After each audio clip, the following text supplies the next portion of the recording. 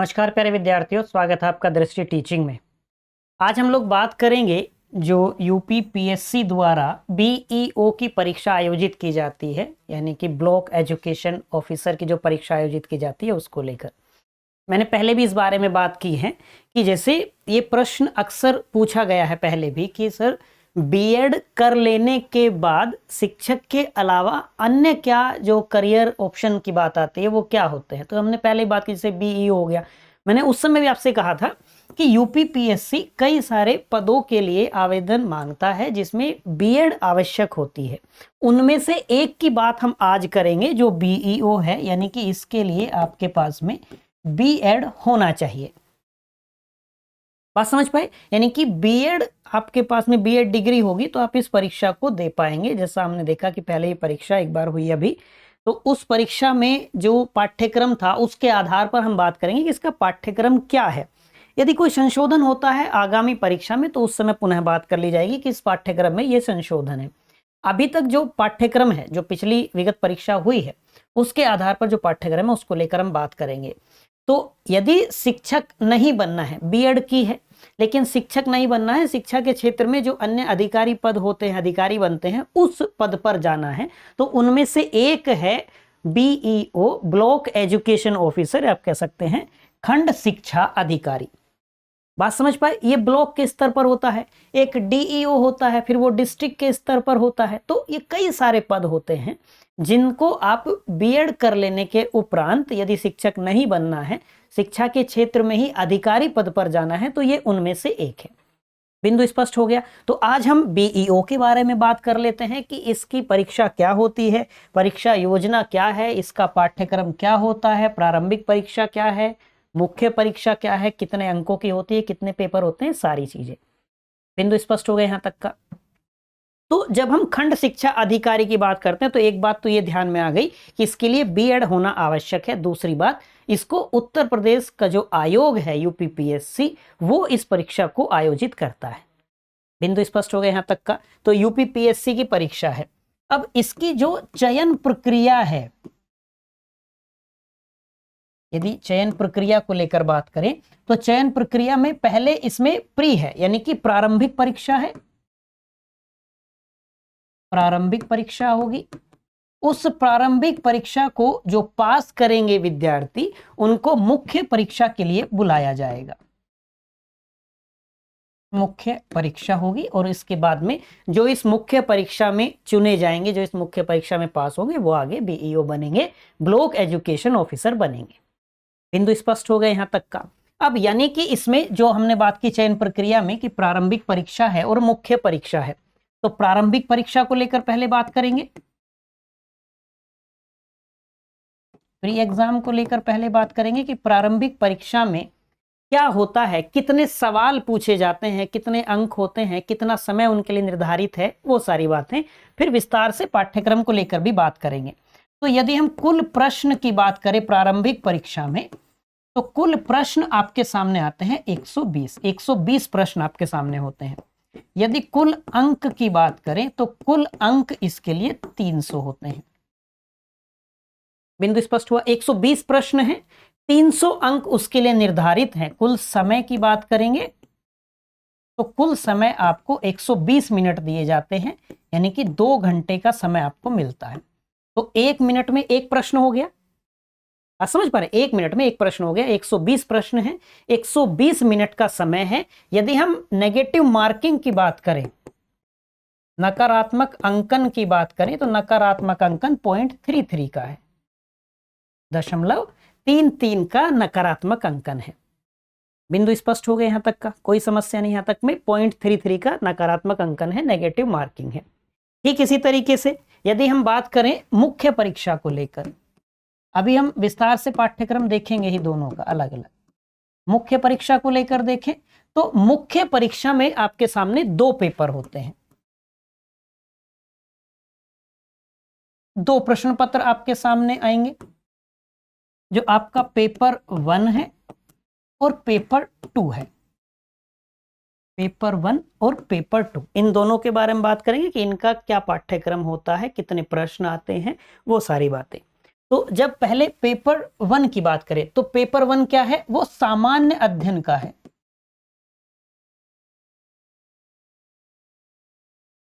सामान्य अध्ययन का है पेपर 1। जो पेपर 2 है वो सामान्य हिंदी और निबंध का है। सामान्य हिंदी और निबंध, यानी कि आपको 2 निबंध लिखने होते हैं, 100 अंक उनके लिए निर्धारित होते हैं। बात समझ पाए? हिंदी, सामान्य हिंदी जो है 100 अंक उसके लिए निर्धारित होते हैं, निबंध के लिए 100 अंक निर्धारित होते हैं। लगभग आपको 700 शब्दों में एक निबंध लिखना होता है। बिंदु स्पष्ट हो गए यहां तक का? तो मुख्य परीक्षा में 2 पेपर हैं। समय जो है मुख्य परीक्षा में एक पेपर के लिए समय कितना है, 3 घंटे का समय है एक पेपर के लिए। सहजता से बात समझ में आ गई यहां तक की? प्रारंभिक परीक्षा में 120 प्रश्न हैं, 120 मिनट हैं, 300 अंक निर्धारित हैं, 0.33 की नेगेटिव मार्किंग है।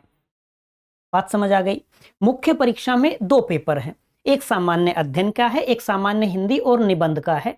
दोनों के लिए आपको 3-3 घंटे का समय दिया जाता है। बात समझ आ गई यहां तक की? कोई दिक्कत नहीं मुख्य परीक्षा को लेकर। दोनों ही जो होंगे वो 200-200 अंकों के होंगे, यानी कि ये भी 200 अंक का और पेपर 2 भी आपके सामने 200 अंक का। ठीक है, इसमें जैसे सामान्य हिंदी 100 की हो गई, निबंध 100 का हो गया। तो यानी कि मुख्य परीक्षा कुल मिलाकर कितने अंकों की हो गई, 400 अंकों की हो गई। प्रारंभिक परीक्षा कितने अंकों की है, 300 अंकों की है। कितने प्रश्न है, 120 प्रश्न है। कितना समय है, 120 मिनट का समय है। जब मुख्य परीक्षा में आएंगे तो दोनों ही प्रश्न पत्रों के लिए आपको 3 घंटे मिलते हैं, 180 मिनट का समय होता है। बिंदु स्पष्ट है? अब दोनों के लिए, प्रारंभिक परीक्षा के लिए और मुख्य परीक्षा के लिए जो पाठ्यक्रम है, प्रारंभिक परीक्षा, अब देखिए इसे उत्तर प्रदेश का आयोग यदि इस परीक्षा को आयोजित कर रहा है तो आप ये मान के चलेंगे कि प्रश्नों की जो प्रकृति है, प्रश्नों का जो स्तर है वो ठीक ठाक है। यानी कि आपसे एक, आप कह सकते हैं कि आयोग जब परीक्षा को आयोजित कराता है तो थोड़ा सा स्तर बढ़ जाता है, परीक्षा का भी, प्रश्नों का भी स्तर बढ़ जाता है। बात समझ पा रहे हैं? यानी कि आपको अध्ययन जो होगा, आपका अध्ययन ठीक ठाक स्तर पर होना चाहिए, आपको अभ्यास बहुत अधिक करना होता है। बिंदु स्पष्ट है? तो जब हम प्रारंभिक परीक्षा में जो सामान्य अध्ययन का आपका पेपर होगा एक, उसको देख लेते हैं। सामान्य अध्ययन, इसका पाठ्यक्रम क्या है उसको लेकर बात कर लेते हैं। तो इसमें आपको एक तो इतिहास, यानी कि भारतीय इतिहास के बारे में। अब जब भारतीय इतिहास की बात आ गई तो सहज है आपसे प्राचीन के प्रश्न पूछे जाएंगे, मध्यकाल के प्रश्न पूछे जाएंगे, आधुनिक काल के भी प्रश्न होंगे, कला और संस्कृति से संबंधित प्रश्न भी होंगे। बात समझ पाए? तो भारतीय इतिहास के प्रश्न आपके प्रारंभिक परीक्षा में आएंगे। फिर राज व्यवस्था को लेकर, संविधान को लेकर,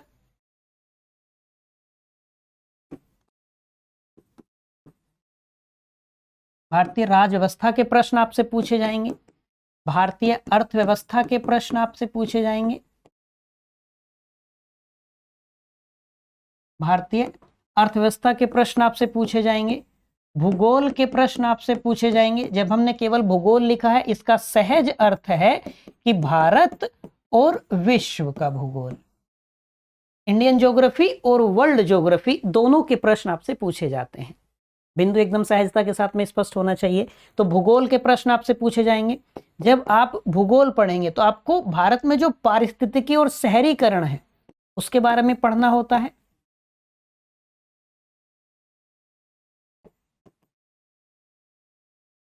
पारिस्थितिकी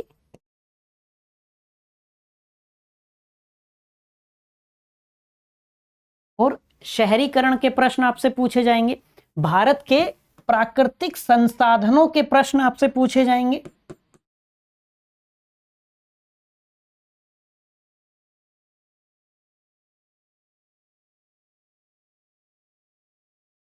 प्राकृतिक संसाधन के प्रश्न आपसे पूछे जाएंगे।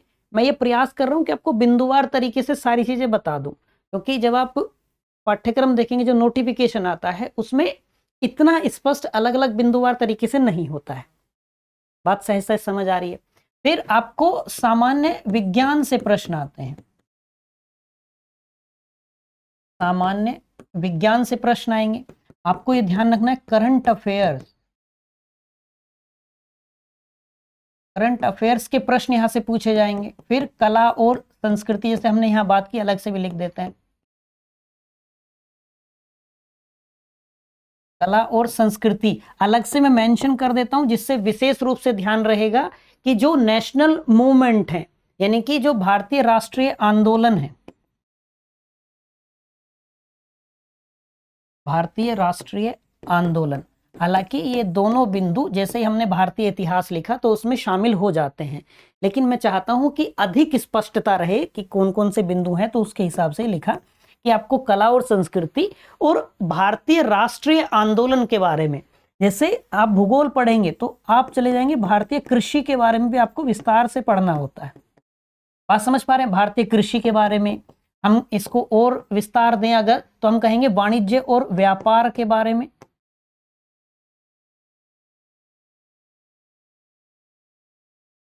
वाणिज्य और व्यापार के बारे में आपको पढ़ना है। आपको जनसंख्या के बारे में, आबादी के बारे में पढ़ना है। जनसंख्या से आपसे प्रश्न पूछे जाते हैं।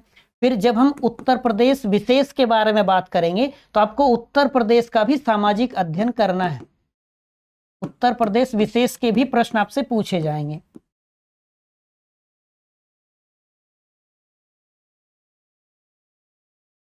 उत्तर प्रदेश का सामाजिक अध्ययन और करंट अफेयर पढ़ते समय जो उत्तर प्रदेश विशेष से संबंधित घटनाएं होती हैं, घटनाक्रम होते हैं, वो ध्यान रखने होते हैं।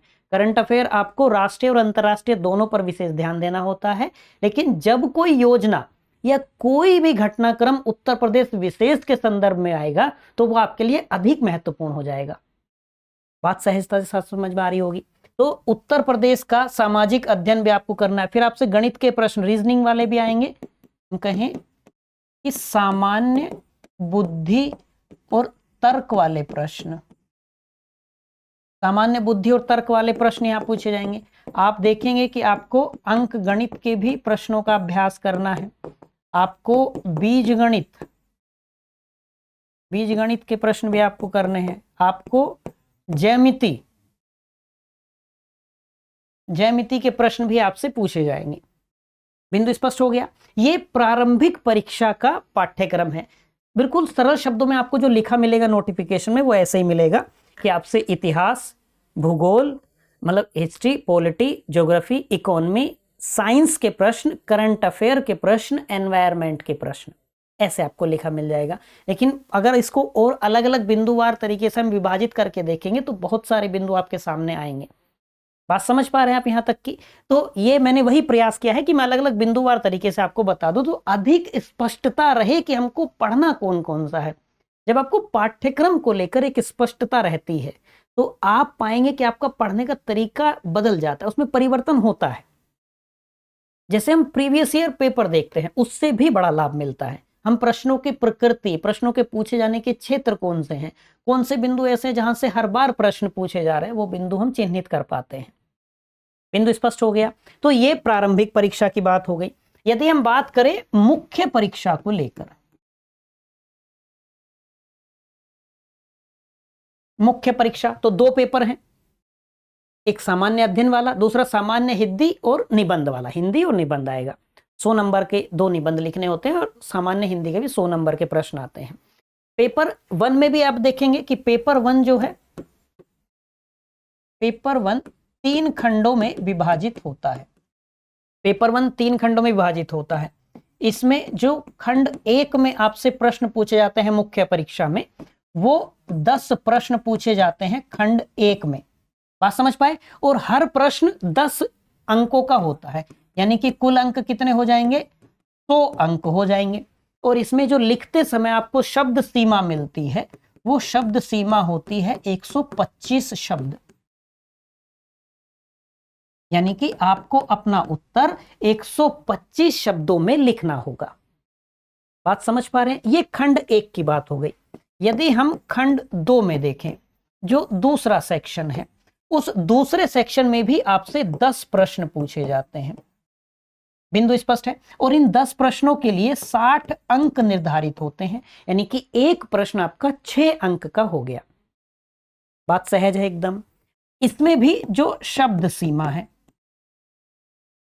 शब्द सीमा कितनी है? 50 शब्द। 50 शब्द हैं। आप समझ पा रहे हैं? आप पाएंगे कि जैसे आप जो उत्तर प्रदेश आयोग जो अपने अन्य परीक्षा लेता है, जो पीसीएस अपर लेवल जिसको हम कह सकते हैं, उसमें लेता है, तो आप पाएंगे उसमें 250-200 शब्द होती है शब्द सीमा। यानी कि वहां आपको पूरे पेपर में 3200 या 3250 शब्दों में उत्तर लिखने होते हैं। यहां यह संख्या 2250 शब्द है, 2250 शब्द तक पहुंचता है। बात समझ पा रहे हैं आप यहां तक की? जो खंड 3 है, जो खंड 3 है, उस खंड 3 में आपसे 20 प्रश्न पूछे जाते हैं। 20 प्रश्न पूछे जाते हैं और इनके लिए 40 अंक निर्धारित होते हैं। यानी कि एक प्रश्न आपका कितने अंक का हो गया? 2 अंक का। बात समझ पाए? तो यहां शब्द सीमा क्या होगी? शब्द सीमा और कम हो जाएगी। तो यहां शब्द सीमा कितनी है एक उत्तर के लिए? वो है 25 शब्द। यानी कि आपसे 20 प्रश्न ऐसे पूछे जाएंगे जिनके लिए 40 अंक निर्धारित हैं और आपको एक प्रश्न का उत्तर अधिकतम 25 शब्दों में देना है। आप ऐसा भी कह सकते हैं कि ये दीर्घ उत्तरीय प्रश्न है, ये लघु उत्तरीय प्रश्न है, ये अति लघु उत्तरीय प्रश्न है। बिंदु स्पष्ट हुआ? तो जो दीर्घ उत्तरीय प्रश्न है वो 10 प्रश्न पूछे जाएंगे, 100 अंक उनके लिए निर्धारित हैं। एक प्रश्न कितने का हो गया? 10 अंक का। शब्द सीमा कितने में लिखना है? 125 शब्दों में। बात स्पष्ट है? जब हम लघु उत्तरीय प्रश्नों की बात करेंगे तो 10 प्रश्न हैं, 60 कुल अंक निर्धारित हैं उनके लिए, यानी कि एक प्रश्न आपका 6 अंक का है। उसकी शब्द सीमा कितनी है? 50 शब्दों में आपको उत्तर लिखना है। अति लघु उत्तरीय पे बात करेंगे तो 20 प्रश्न आपके सामने हैं, 40 अंक उसके लिए निर्धारित है। शब्द सीमा और कम हो जाएगी, 25 शब्द में आपको अपना उत्तर लिखना होगा, 25 शब्दों में। बात समझ पा रहे हैं एकदम सहजता के साथ में? ये मुख्य परीक्षा हो गई। ऐसे ही आप पाएंगे कि जो निबंध वाला, सामान्य हिंदी और निबंध वाला है, उसके 2 खंड हो गए, एक सामान्य हिंदी वाला, एक सामान्य जो निबंध के प्रश्न है। निबंध आपको 2 लिखने होते हैं। अब हम एक एक को लेकर बात कर लेते हैं। जैसे हमने पेपर 1 की बात की, तो पेपर 1 का पाठ्यक्रम क्या है?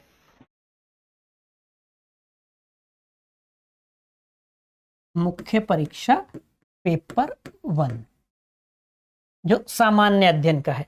अब इसमें देखिए, जैसे आपको एकदम लिखा मिलेगा इतिहास, ठीक है। हम इसको थोड़ा सा और अलग करके ये लिख लेते हैं कि राष्ट्रीय आंदोलन से प्रश्न आएंगे। राष्ट्रीय आंदोलन के प्रश्न हो गए। संस्कृति से कह देंगे हम भारतीय संस्कृति, भारतीय संस्कृति से प्रश्न आपसे पूछे जाएंगे। हमने कहा भूगोल, जैसे ही भूगोल कहा तो इसका अर्थ क्या हो जाएगा? भारत और विश्व का। फिर हम कहें राज व्यवस्था, राज व्यवस्था कहने का मतलब ही हो गया कि इसमें संविधान के प्रश्न भी शामिल होंगे। बिंदु स्पष्ट हो गया? फिर कृषि, भारतीय कृषि, यहां से आपसे प्रश्न पूछे जाएंगे। अर्थव्यवस्था, अर्थव्यवस्था से आपसे प्रश्न पूछे जाएंगे। फिर इसमें जो करंट अफेयर के साथ में जुड़ के चीजें आती हैं, जो अंतरराष्ट्रीय मामले हैं, अंतरराष्ट्रीय मामले, और आपको जानना होता है संस्थाएं, अंतरराष्ट्रीय मामले और संस्थाओं से। विज्ञान और तकनीक,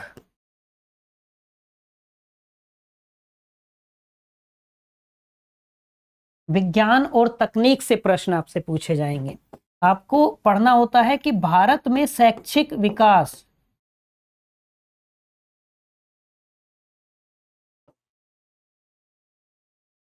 भारत में शैक्षिक विकास। करंट अफेयर हम अलग से भी लिख लेते हैं।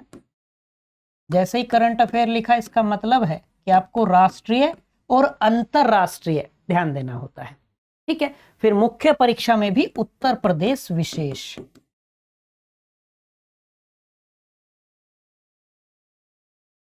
उत्तर प्रदेश विशेष, यानी कि उत्तर प्रदेश विशेष का मतलब क्या हुआ? आपको उत्तर प्रदेश की संस्कृति के बारे में, उत्तर प्रदेश विशेष के संदर्भ में कृषि के बारे में और व्यापार के बारे में, जो परंपराएं हैं उनके बारे में जानकारी होनी चाहिए। मुख्य परीक्षा में भी पेपर 1 में आपसे वहां से प्रश्न पूछे जा सकते हैं।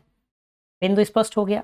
तो 200 अंक मुख्य परीक्षा में पेपर 1 के लिए निर्धारित हैं। 3 घंटे का समय आपको दिया जाता है। जो शब्द सीमा है वो हमने बात कर ली कि आपके सामने 10 प्रश्न होंगे जो दीर्घ उत्तरीय होंगे, 100 अंक उनके लिए निर्धारित है, यानी कि एक प्रश्न के लिए 10 अंक निर्धारित हैं। शब्द सीमा 125 शब्द है। जब लघु उत्तरीय प्रश्नों की बात करेंगे तो 10 प्रश्न होंगे, 60 अंक उनके लिए निर्धारित हैं, 6 अंक का एक प्रश्न है, शब्द सीमा 50 शब्द है। जब अति लघु उत्तरीय की बात करेंगे तो 20 प्रश्न आपसे पूछे जाएंगे, 40 अंक उसके लिए निर्धारित होते हैं और 25 शब्दों में आपको अपना उत्तर देना है। शब्द सीमा कितनी है? 25 शब्द है। बिंदु स्पष्ट हो गया यहां तक का? मुख्य परीक्षा का पेपर 1 का पाठ्यक्रम हमने देख लिया, बिंदु स्पष्ट है। अब मुख्य परीक्षा का जो पेपर 2 है, मुख्य परीक्षा पेपर 2 की बात हम कर लेते हैं। पेपर 2 यानी कि जो सामान्य हिंदी और निबंध वाला पेपर है।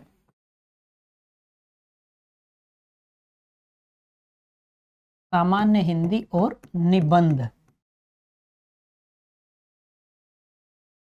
सामान्य हिंदी और निबंध वाला पेपर है। तो 2 खंड अलग अलग हुए, एक सामान्य हिंदी वाला, एक निबंध वाला।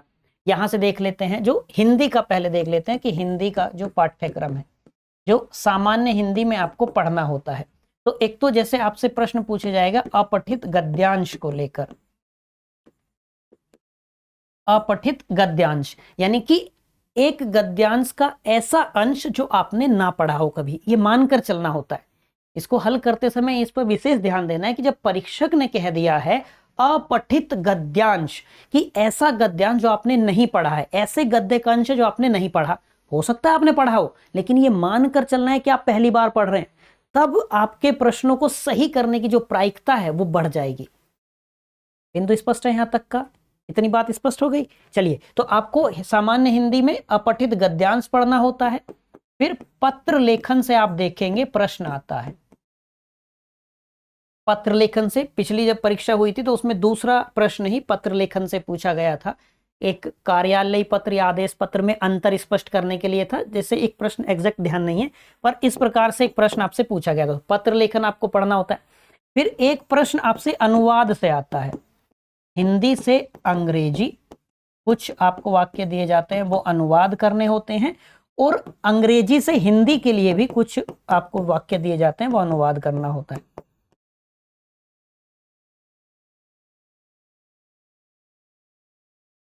यानी कि हिंदी से अंग्रेजी में अनुवाद करना है, अंग्रेजी से हिंदी में अनुवाद करना है। बात समझ पा रहे हैं? तो ये दोनों ही पूछे जाते हैं आपसे। कुछ आपको 4, शायद पिछली बार 4 दिए गए थे या 5 थे, कि आपको हिंदी से अंग्रेजी में उन वाक्यों का अनुवाद करना था, फिर अंग्रेजी से हिंदी में उन वाक्यों का अनुवाद करना था। अभ्यास करना होता है, थोड़ा सा जटिल प्रश्न रहते हैं ये। बिंदु स्पष्ट है? फिर आपसे पर्यायवाची,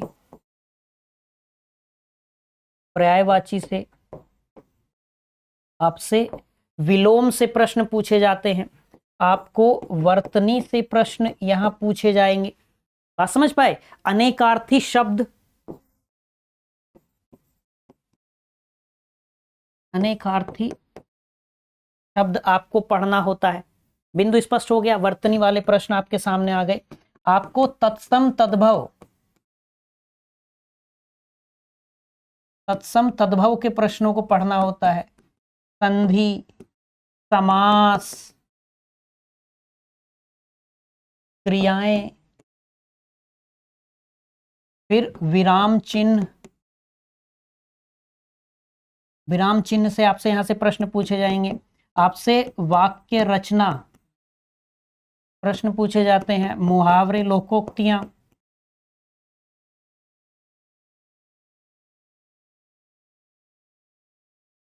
मुहावरे और लोकोक्तियों से प्रश्न पूछे जाते हैं। फिर आपको उत्तर प्रदेश विशेष के संदर्भ में ध्यान रखना है कि जो उत्तर प्रदेश की मुख्य बोलियां हैं,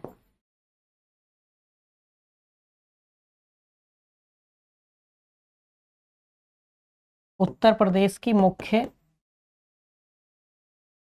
बोलियां, यहां से प्रश्न आते हैं और इसी में लिख लेंगे, तथा हिंदी भाषा अशुद्धियां,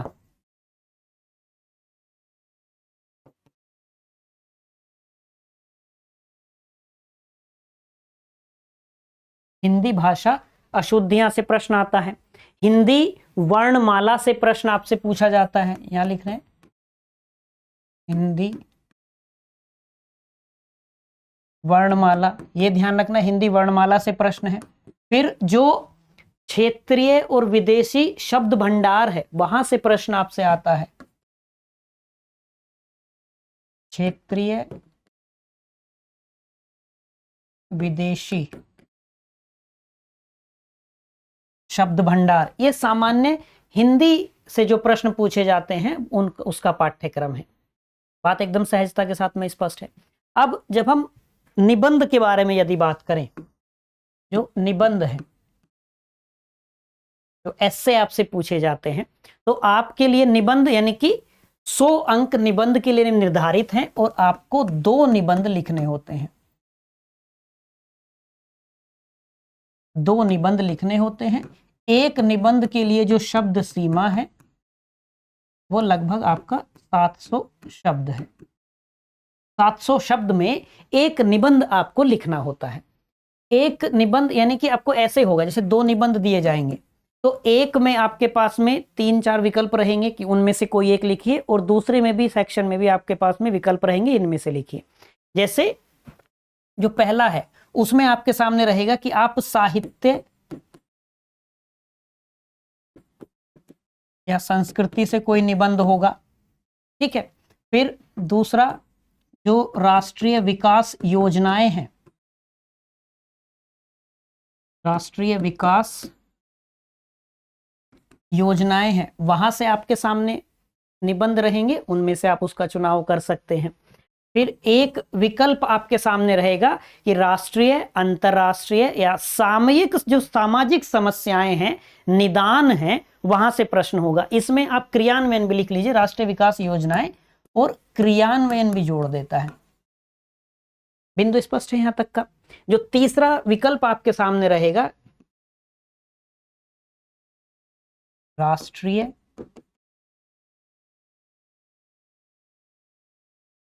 अंतर्राष्ट्रीय, राष्ट्रीय अंतर्राष्ट्रीय सामयिक सामाजिक समस्याएं, और जैसे ही समस्याएं लिखेंगे आप साइड में निदान भी लिख लेंगे कि एक ये ऐसे रहेंगे, निबंध रहेंगे, इनमें से किसी एक का चयन आप कर सकते हैं कि कोई एक निबंध आप लिख सकते हैं। जो सेक्शन 2 रहेगा, इसको हम सेक्शन 1 कह देते हैं, इसको हम सेक्शन 2 कह देते हैं। जो दूसरा खंड रहेगा, दूसरे खंड में भी आपके पास में विकल्प होंगे, उनमें से किसी एक के ऊपर आप निबंध लिख सकते हैं। जैसे दूसरे में क्या रहेगा कि आपके सामने विकल्प होगा, आप विज्ञान या पर्यावरण पर निबंध लिखिए। जो भी निबंध विज्ञान या पर्यावरण से संबंधित आपसे पूछा जाएगा आप उस पर लिख सकते हैं। प्राकृतिक आपदाएं,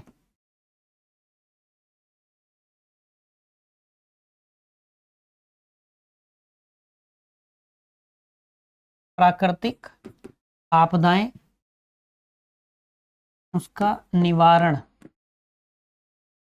यहां से आपसे निबंध पूछा जा सकता है। जो तीसरा विकल्प यहां रहेगा वो कृषि, उद्योग और व्यापार को लेकर रहेगा। कृषि, उद्योग एवं व्यापार, इस सेक्शन में से भी आप किसी एक निबंध का चयन कर सकते हैं, उस एक पर आप निबंध लिख सकते हैं जिस बिंदु का भी आप चयन करना चाहते हैं। तो सामान्य हिंदी 100 अंक उसके लिए निर्धारित हैं, वहां से आपको 100 अंक निर्धारित हैं, उसके आपको उत्तर देने हैं। निबंध में आपको 2 निबंध लिखने हैं, उन 2 निबंधों के लिए 700, एक निबंध के लिए आपको 700 शब्द सीमा दी गई है, उसमें आप 700 शब्दों में एक निबंध लिखिए और 2 निबंध आपको लिखने हैं, 100 अंक इसके लिए निर्धारित है। बिंदु स्पष्ट है यहां तक का। इसमें भी निबंध में आपके सामने 2 सेक्शन होते हैं, उसमें विकल्प रहता है आपके पास में। सेक्शन 1 में साहित्य संस्कृति पर आधारित एक निबंध पूछा जाएगा, राष्ट्रीय विकास योजना उनके क्रियान्वयन से संबंधित निबंध हो सकता है, राष्ट्रीय अंतर्राष्ट्रीय सामयिक जो सामाजिक समस्याएं हैं, जो वर्तमान की जो करंट की जो सामाजिक समस्याएं हैं उसका निदान है, उसको लेकर आपसे निबंध पूछा जा सकता है। जो सेक्शन 2 है विज्ञान पर्यावरण को लेकर निबंध रहेगा, उसका चयन कर सकते हैं। प्राकृतिक आपदाएं, उनका निवारण, यहां से आपसे प्रश्न पूछा जा सकता है। उनका निवारण, यहां से आपसे प्रश्न पूछा जा सकता है। तीसरा इसमें रहेगा कृषि उद्योग एवं व्यापार, यहां से एक निबंध आएगा, उसका आप चयन कर सकते हैं। बिंदु स्पष्ट है। तो बीईओ या खंड शिक्षा अधिकारी या आप कह सकते हैं ब्लॉक एजुकेशन ऑफिसर, ये प्रारंभिक परीक्षा और मुख्य परीक्षा का पाठ्यक्रम है। बिंदु स्पष्ट है यहाँ तक का? इतने बिंदु में कोई दिक्कत होगी नहीं किसी को भी। तो मैं ये मानकर चल रहा हूं कि यदि आप बीएड आपने किया है, शिक्षक नहीं बनना चाहते हैं या आप अधिकारी पद पाने की इच्छा रखते हैं, तो आप बीईओ आपके लिए अच्छा एक विकल्प रहेगा। अन्य विकल्प भी हैं, आज हमने बीईओ को लेकर बात की है। बिंदु स्पष्ट है। तो उसका पाठ्यक्रम हमने देख लिया है। अभी जो खबरें हैं उनके अनुसार तो इसकी भर्ती जल्दी ही आनी चाहिए। कुछ पद, 300 से अधिक पद हैं, वो खाली हैं। तो यदि आप इस पद को पाना चाहते हैं तो आप इसकी तैयारी में लग जाइए। अच्छी नौकरी होती है, अच्छा कार्य है। बिंदु स्पष्ट है। यदि शिक्षक नहीं बनना चाहते हैं, अधिकारी बनना चाहते हैं शिक्षा के क्षेत्र में, तो एक बेहतर विकल्प आपके सामने है। इस परीक्षा की जो चयन प्रक्रिया है, प्रारंभिक परीक्षा, मुख्य परीक्षा, दोनों के पाठ्यक्रम को लेकर हमने बात कर ली है। मुझे उम्मीद है कि जो हमने दोनों पाठ्यक्रमों को लेकर, प्रारंभिक परीक्षा, मुख्य परीक्षा, यहाँ में अब कोई शंका, कोई कठिनाई, कोई जिज्ञासा आपकी नहीं बची होगी। यदि फिर भी कोई शंका रही होगी तो आप पूछ लीजिएगा, ठीक है, फिर उस पर कभी बात कर ली जाएगी। तो आज के लिए इतना ही रखते हैं, मिलते हैं आपसे किसी अगली क्लास में। Till then bye bye, have a nice day.